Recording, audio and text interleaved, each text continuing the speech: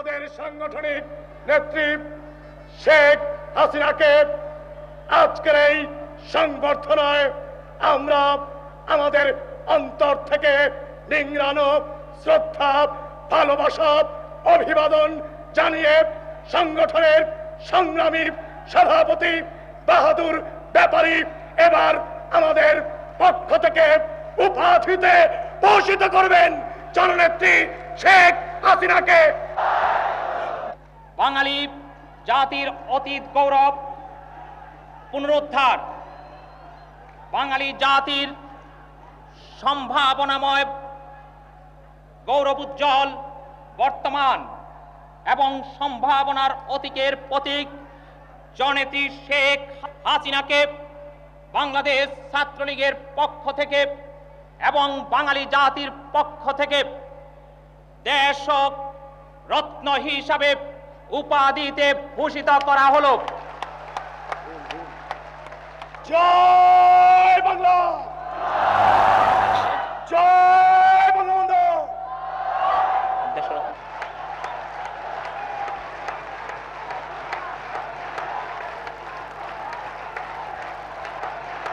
বিসমিল্লাহির রহমানির রহিম। উপস্থিত ছাত্রলীগ, যুবলীগ, কৃষক লীগ, শ্রমিক লীগ, মহিলা লীগ, স্বেচ্ছাসেবক লীগ এবং বাংলাদেশ আওয়ামী লীগের নেতৃবৃন্দ, কর্মী ভাইরা, স্নেহ সম্পাদক সভাপতি, উপস্থিত মঞ্চে উপবিষ্ট আমার শ্রদ্ধেয় শিক্ষকবৃন্দ এবং দেশের বিশিষ্ট বুদ্ধিজীবী বৃন্দ, উপস্থিত সংগ্রামী ভাই ও বোনেরা, আজকে 17ই মে। আজকের দিনটি রৌদ্রোজ্জ্বল দিন। 20 বছর আগে 1981 সালে 17ই মে যখন স্বজন হারাবার বেদনা নিয়ে, এক বুক কান্না নিয়ে বাংলার মাটিতে পা দিয়েছিলাম, সেদিনের আকাশ ছিল মেঘাচ্ছন্ন। সেদিন ছিল ঝড় ঝঞ্ঝা বিক্ষুব্ধ একটি দিন। দীর্ঘদিন প্রবাস জীবনের পর আওয়ামী লীগ যখন আমাকে আওয়ামী লীগের সভানেত্রী নির্বাচিত করল, এরপর সামরিক স্বৈরাচার আমাকে আর বাধা দিতে পারেনি। বাংলার জনগণ আমাকে বরণ করে নিয়েছিল। আমি ফিরে এসেছিলাম আমার মাটিতে, আমার দেশে, আমার দেশের মাটিতে, দেশের মায়ের কোলে ফিরে এসেছিলাম। কিন্তু সেই দিন লাখো মানুষের ঢল, কত মানুষের স্নেহ পেয়েছি, ভালোবাসা পেয়েছি, কত মানুষের আদর স্নেহ আমাকে কোলে টেনে নিয়েছিল। কিন্তু আমার দুটি চোখ খুঁজে ফিরেছিল আমার মা, বাবা, ভাই, যাদেরকে আমি ফেলে রেখে গিয়েছিলাম 30শে জুলাই। তাদের আর আমি ফিরে পাইনি। পেয়েছিলাম বনানীতে ওই সারি সারি কবর, পেয়েছি আর বাংলার মানুষের ভালোবাসা। টুঙ্গিপাড়ার মাটিতে আমার বাবা ঘুমিয়ে আছেন, অবহেলায় সেই কবর পড়েছিল। আর পেয়েছিলাম হতাশাগ্রস্ত বাঙালি জাতি, অত্যাচারিত, নির্যাতিত, বঞ্চিত একটি জাতি, যে জাতি যুদ্ধ করে বিজয় অর্জন করেছিল, যে জাতি একদিন বিজয়ের উল্লাস করেছিল, যে জাতি একদিন সারা বিশ্বে গর্ব অনুভব করেছিল বিজয়ের। ৭৫-এর 15ই আগস্টের নির্মম আঘাত শুধু জাতির পিতাকে কেড়ে নেয়নি, নিয়েছিল ৩রা নভেম্বর জাতীয় নেতাদের, সেই সাথে নিয়েছিল বাংলার মানুষের সেই বিজয়ের অহংকারকে, কেড়ে নিয়েছিল মুক্তিযুদ্ধের সকল চেতনাকে, করেছিল সকল ইতিহাসকে বিকৃত। সেই হতাশাগ্রস্ত জাতিকে সঙ্গে নিয়ে আন্দোলন সংগ্রাম শুরু করেছিলাম। যে সংগ্রাম আমি শুরু করেছিলাম 80 সালে ইংল্যান্ডে বিশেষ করে লন্ডন শহরে 16ই আগস্ট প্রথম জাতির পিতার হত্যার প্রতিবাদ এবং সেই সঙ্গে সঙ্গে সামরিক জান্তার বিরুদ্ধে গণতন্ত্র প্রতিষ্ঠার সংগ্রামের যাত্রা শুরু করেছিলাম প্রকাশ্যে। বাংলার মাটিতে ফিরে এসে আমার লক্ষ্য ছিল সামরিকতন্ত্রের অবসান, জনগণের ভোটের অধিকার প্রতিষ্ঠা করা, ভাতের অধিকার প্রতিষ্ঠা করা। যে বাঙালি জাতি বিজয় অর্জন করেছিল সেই বিজয়ের আবার যেন পতাকা আমরা তুলে ধরতে পারি, আবার যেন বাঙালি জাতি মুক্তিযুদ্ধের চেতনায় নিজেদের গড়ে তুলতে পারে, আবার যেন বাঙালি জাতি মাথা উঁচু করে দাঁড়াতে পারে, সেই লক্ষ্য নিয়ে এই সংগ্রাম শুরু করেছিলাম 17ই মে। আজকে সেই 17ই মে 20 বছর পর আবার এখানে আপনাদের সামনে উপস্থিত। এই 20টি বছর কিভাবে কেটেছে, এই 20 বছর ধরে আমরা সংগ্রাম করেছি, এই 20 বছর ধরে আমরা আন্দোলন করেছি। এই আন্দোলনে সংগ্রামে আমি ছাত্রলীগ, যুবলীগ, কৃষক লীগ, শ্রমিক লীগ, মহিলা লীগ এবং আমার সংগঠন আওয়ামী লীগ, প্রতিটি নেতা কর্মী তাদের প্রতি আমি কৃতজ্ঞতা জানাই। এই আন্দোলন সংগ্রামে তারা যেভাবে আমাকে সহযোগিতা করেছে।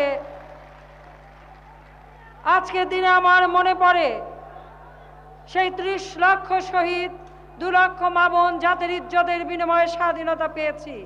ভোট ও ভাতের অধিকার, গণতন্ত্র প্রতিষ্ঠার আন্দোলন, স্বৈরাচার পতনের আন্দোলনে যারা আত্মাহুতি দিয়েছে, সেই সেলিম, দেলোয়ার, তিতাস, রমিজ, অজয়, নূর হোসেন, বাবুল, ফাত্তা, শাহিন, বধু, আতিক সহ কত জানা অজানা শহীদ, যাদের রক্তের বিনিময়ে আজ বাংলার মানুষ ভোটের অধিকার ফিরে পেয়েছে, গণতন্ত্র ফিরে পেয়েছে।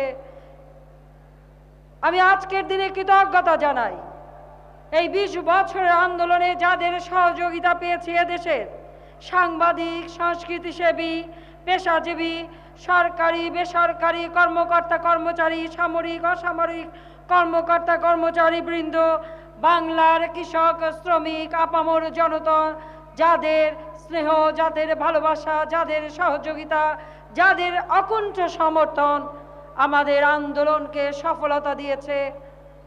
আমরা জনগণের ভোটের অধিকার প্রতিষ্ঠার পর জনগণের ভোটে নির্বাচিত হয়ে সরকার গঠন করে জাতির পিতার হত্যার বিচার করেছি।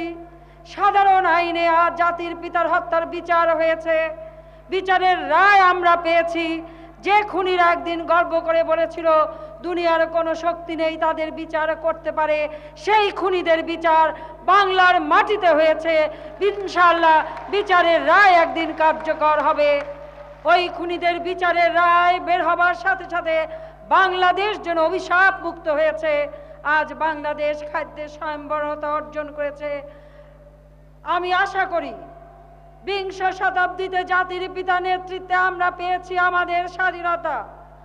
আজ 21 শতাব্দী, ইনশাআল্লাহ 21 শতাব্দীতে আমরা অর্জন করব জাতির পিতার স্বপ্নের ক্ষুধামুক্ত, দরিদ্রমুক্ত সোনার বাংলা। ইনশাআল্লাহ আমরা প্রতিষ্ঠা করবই করব। 21 শতাব্দীর আমাদের অর্জন হবে অর্থনৈতিক মুক্তি। ইনশাআল্লাহ অর্থনৈতিক মুক্তি অর্জন করে মুক্তিযুদ্ধের চেতনায় আমরা বাংলাদেশকে গড়ে তুলব। ছাত্রলীগের নেতা কর্মী সকলের প্রতি আমার একটি আহ্বানই থাকবে, তোমাদেরকে লেখাপড়া শিখতে হবে। মনে রাখতে হবে তোমাদের হাতে তুলে দিয়েছি কাগজ কলম, লেখাপড়া শিখে আজকের যুগ 21 শতাব্দীর যুগ, আধুনিক যুগ, আধুনিক বিজ্ঞান প্রযুক্তির যুগ, কম্পিউটারের যুগ, তথ্য প্রযুক্তির যুগ। আজ বিশ্ব প্রতিযোগিতাময় বিশ্ব। এই প্রতিযোগিতাময় বিশ্বে প্রতিযোগিতায় টিকে থাকার জন্য তোমরা হচ্ছ বাংলার ভবিষ্যৎ কর্ণধার, বাংলার ভবিষ্যৎ নেতৃত্ব তোমরা দেবে। আধুনিক শিক্ষায় শিক্ষিত হয়ে তোমরা উপযুক্ত নেতৃত্ব দিয়ে বাংলাদেশকে এগিয়ে নিয়ে যাবে।